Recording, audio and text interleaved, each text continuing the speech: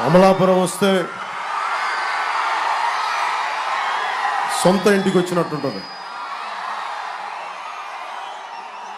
మీ ప్రేమ, ఆడపడుచులు, అభిమానం, ప్రేమ, అన్నదమ్ములు, పెద్దలు ఇదే క్లాక్ సెంటర్లో కూర్చొని మనం వారాహి విజయయాత్ర చేశాం. ఆ రోజు చెప్పాను, వైసీపీ వ్యతిరేక ఓటును చీలనివ్వను అంటానికి కారణం, బాబు నేను కనిపించాలా వద్దా? నేను నోటీస్ చేశాను. Thank you. మన కోనసీమ పచ్చడి సీమ, కొబ్బరి సీమ ఇది. అలాంటి సీమని వైసీపీ ప్రభుత్వంలో గొడవలు పెట్టే సీమగా, కొట్లాట సీమగా, కలహాల సీమగా చేశారు.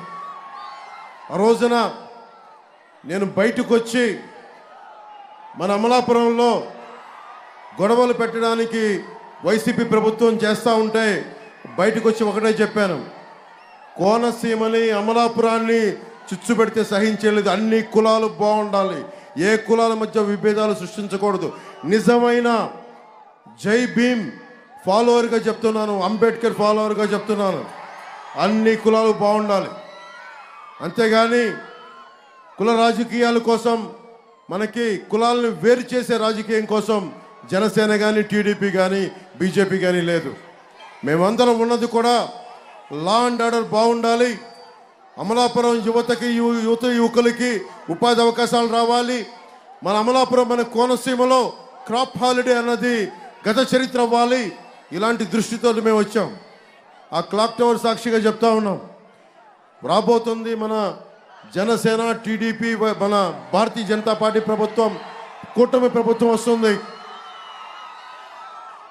మన నాయకులను అడిగాను, వాళ్ళందరూ జనసేన నుంచి వదిలి వెళ్ళిపోయిన నాయకులకి క్లాక్ టవర్ సెంటర్ నుంచి ఒకటే చెప్తున్నాను, నేను నాయకుల్ని ఎవరిని వదులుకోను, జనసేన నాయకుల్ని గుండెల్లో పెట్టుకుంటాను. కానీ నన్ను కాదనుకొని వెళ్ళిపోతే నేనేం చేయలేను. వెళ్ళిపోతున్న ప్రతి నాయకులకి అమలాపురం క్లాక్ టవర్ సెంటర్ సాక్షిగా చెప్తున్నా, నాయకులు వస్తారు, వెళ్ళిపోతారు. జనసేన, జన సైనికులు, వీర మహిళలు, జనసేన మద్దతుదారులు రాష్ట్ర క్షేమం కోసం, ప్రజాక్షేమం కోసం నిలబడేవాళ్ళు. పోయినసారి కూడా వైసీపీ ప్రభుత్వం మన సినిమాలను ఆపేసి ఒకటే చెప్పాను, మనల్ని ఎవడు ఆపేది అని చెప్పి. మన కూటమి ప్రభుత్వం రాకుండా ఈరోజు అడుగుతున్నా, మనల్ని ఎవడు ఆపేది? మన కూటమి ప్రభుత్వాన్ని రాకుండా ఎవడ్రా మనల్ని ఆపేది?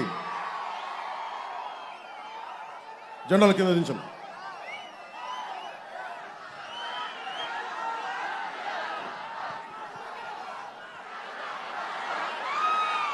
దారి పొడవునా భవన 40 లక్షల మంది భవన నిర్మాణ కార్మికులు మాకు అర్జీలు ఇస్తూ ఉన్నారు, చంద్రబాబు గారికి, నాకు.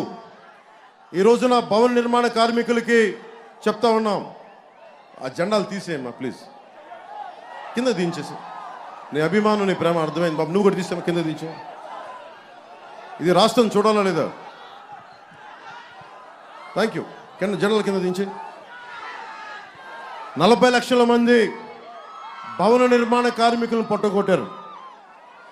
ఇసుక దారుణంగా దోపిడీ చేస్తూ ఉన్నారు.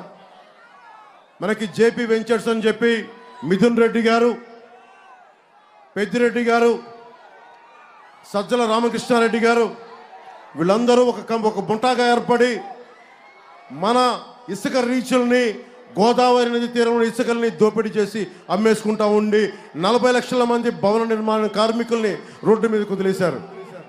ఈ రోజున క్లాక్ టవర్ సెంటర్ సాక్షిగా చెప్తున్నాను, భవన నిర్మాణ కార్మికుల్ని మా కూటమి ప్రభుత్వం ఆదుకుంటుంది. యువకులందరికీ ఎక్కడో వర్క్ ఫ్రమ్ హోమ్, మీరు ఇళ్లలో కూర్చొనే మీరు సంపాదన వచ్చేలాగా మనకి ఐటీ పరిశ్రమలు, ఇక్కడికి మనకి దాదాపు 2.5 లక్షల హెక్టార్లో కొబ్బరి పంట ఉంది. నాకు కోనసీమలోనే చెప్పారు, ఒక ఇంట్లో ఒక కొబ్బరి చెట్టు ఉంటే దాన్ని పెద్ద కొడుకుగా చూసుకుంటామని. అలాంటి పెద్దలకి చెప్తా ఉన్నాను, నేను మీరిచ్చిన, నాకు ప్రోత్సాహం ఇచ్చారు. నేను మీ మాటగా చెప్తున్నాను, రైతాంగానికి, కౌలు రైతులకు కానీ, అమలాపురం కోనసీమ రైతాంగానికి కానీ మీకు గిట్టుబాటు ధర వచ్చేలాగా, మీకు కనీస మద్దతు ధర వచ్చేలాగా భవిష్యత్తులో ఇంకెప్పుడు మీకు భవిష్యత్తులో ఎప్పుడు కూడా మీరు క్రాప్ హాలిడే ప్రకటించని పరిస్థితుల్లో ప్రభుత్వాలు నడుపుతామని తెలియజేసుకుంటా ఉన్నాను. అలాగే బాలయోగి గారి కోరిక కూడా కోనసీమలోనే ప్రతి ఒక్క ప్రజల కోరిక కూడా, ప్రతి ఒక్కరి కోరిక కూడా కోనసీమలో రైలు కూత వినిపించాలి, మనకి రైళ్లు తిరగాలి అని. 4.5 లక్షల హెక్టార్లో కొబ్బరి తోట మధ్యలోంచి ఊహించుకోండి, ఒక చక్కటి రైలు రాజస్థాన్ లాగా, ప్యాలెస్టాన్ వీల్స్ లాగా మన కోనసీమ అందాలను చూపించే ఒక టూరిజంను డెవలప్ చేసే నిజంగా ఒక రైల్వే లైన్ వస్తే ఎంత అద్భుతమైన ఉపాధి, ఎంత అద్భుతమైన అవకాశం మనకు వస్తాయి. అది మన హరీష్ గారి, బాలయోగి గారి అబ్బాయి మనకు ఎంపీగా నిలబడుతున్నారు. మన కూటమి తెలుగుదేశం పార్టీ సైకిల్ పార్టీని గుర్తించి ఆయన పోటీ చేస్తూ ఉన్నారు. ఆయన్ని అభ్యర్థిగా, పార్లమెంట్ అభ్యర్థిగా మనం గెలిపించుకుంటే మేమందరం కూడా, ప్రధానమంత్రి గారితో నాకున్న పరిచయం మీకు తెలుసు, నాకు వారితో ఉన్న సాన్నిహిత్యం మీకు తెలుసు. నేను మన కోనసీమ వాసుల కోరిక అందరికీ చెప్తాను. మా కోనసీమ వాసులు ఒకటే అడుగుతున్నారు, మా కొబ్బరి పొలాల మధ్య, కొబ్బరి చెట్ల మధ్య, కొబ్బరి తోపుల మధ్య ఒక రైలు పరిగెత్తాలి, రైలు కూత వినిపించాలనే కోరిక. ఆ కోరికని ప్రధానమంత్రి గారి నోటి ద్వారా నేను చెప్పించడానికి ప్రయత్నం చేస్తాను.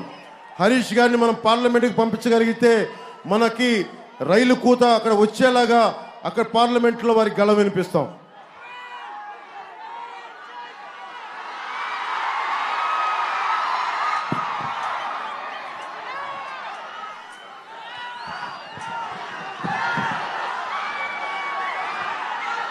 ఈసీ జగన్మోహన్ గారిని తిరుగుతూ ఉంటే ఈసీకి నాకు ఎలక్షన్ కమిషన్ నోటీసులు ఇచ్చారని చెప్పారు. ఖచ్చితంగా ఎలక్షన్ కమిషన్ వారికి ఏ పరిస్థితుల్లో జగన్మోహన్ గారిని అనాల్సి వచ్చిందో, ఒక తప్పులు చేసేవాడిని తప్పులు చేసేవాడే ఉంటాం. అలాగే దళితుల్ని వైసీపీ ఒకసారి దళిత సామాజిక వర్గం కూడా ఆలోచించాలి. మీలో చిచ్చు పెట్టడానికి ఉన్నారు వైసీపీ నాయకులు. వైసీపీ నాయకులు ఒకటి అడగండి, ఒక వైసీపీ ఎమ్మెల్సీ ఆయన ఒక దళితుని హత్య చేసి డోర్ డెలివరీ చేస్తే అలాంటి వ్యక్తికి దళిత సామాజిక వర్గం నిజంగా ఒత్తాసు నిలబడితే జై భీమ్ స్ఫూర్తికి నిజంగా మనకు విఘాతం కలిగించిన వాళ్ళం అవుతాం. అలాంటి పరిస్థితులు రాకూడదంటే జనసేన, తెలుగుదేశం పార్టీ, భారతీయ జనతా పార్టీ కూటమికి మీరు అండగా నిలబడితే భవిష్యత్తులో అలాంటి పరిస్థితులు రాకుండా ఉండే బలమైన మనకి లా అండ్ ఆర్డర్ పరిస్థితులకి దిగజారకుండా చూసుకుంటాం.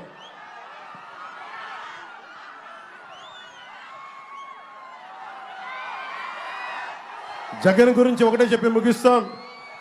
జగన్ జీవితం జైలుకి బెయిల్కి మధ్యలో ఊగిసలాడే జీవితం జగన్ది. కోనసీమ నుంచి చెప్తా ఉన్నాం, జగన్ గుర్తుపెట్టుకో, క్లాక్ టవర్ నుంచి చెప్తా ఉన్నాం, నీకు రోజులు దగ్గర పడ్డాయి, నీ ప్రభుత్వాన్ని ప్యాక్ చేస్తాం, నిన్ను జైలుకు పంపిస్తాం. మమ్మల్ని అకారణంగా ప్రతి ఒక్కరిని ఎవరెవరి సామాజిక వర్గం చేత తిట్టిస్తూ ఉంటాం. మా సామాజిక వర్గం చెప్పే నాయకులను కూడా అడుగుతా ఉన్నాను, మీకు క్రాప్ హాలిడే పెడుతున్నప్పుడు, క్రాప్ హాలిడే ప్రకటించినప్పుడు నాయకులంతా ఏమయ్యారు?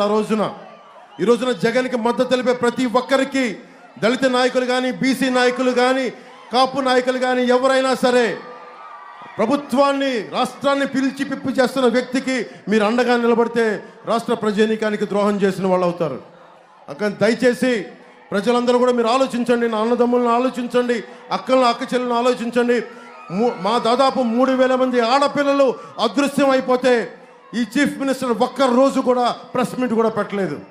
ఇలాంటి వ్యక్తి కాకుండా మన కూటమి ప్రభుత్వం వస్తుంది, మీకు సరైన సంక్షేమంతో కూడిన పాలన అందిస్తుంది. వైసీపీ అందిస్తున్న సంక్షేమాల కంటే కూడా ఇంకా బెటర్ సంక్షేమాలు అందిస్తాం. ఉన్న వాళ్ళిచ్చే సంక్షేమ పథకాల కంటే కూడా అదనంగా ఒక 1000 రూపాయలు ఎక్కువ ఇచ్చేవాళ్ళం తప్ప తక్కువ ఇచ్చేవాళ్ళం కాదు ఈ కూటమి ప్రభుత్వం తెలియజేసుకుంటూ, మనకి రాబోతున్న మే 13 వస్తున్న ఎన్నికల్లో భారీ విజయంతో మన అమలాపురం ఎమ్మెల్యే అభ్యర్థిగా తెలుగుదేశం పార్టీకి మన పార్టీ మీద సైకిల్ గుర్తు మీద ఐతాబత్తుల ఆనందరావు గారిని భారీ మెజారిటీతో గెలిపించండి. ఆయన గెలుపు జనసేన గెలుపు కూడా, ఆయన గెలుపు భారతీయ జనతా పార్టీ గెలుపు కూడా, ఆయన గెలుపు కేవలం తెలుగుదేశం కూటమి గెలుపది. మనస్ఫూర్తిగా మీ ఆశీర్వాదాలు కావాలని కోరుకుంటూ 10 గంటలకు ముగించాలి కాబట్టి మిగతా భవిష్యత్ కార్యక్రమాలంటే ప్రభుత్వ కార్యక్రమాలంటే అని చెప్పి రాజకీయ ఉద్దండలు చంద్రబాబు నాయుడు గారిని మాట్లాడమని కోరుకుంటా ఉన్నాం.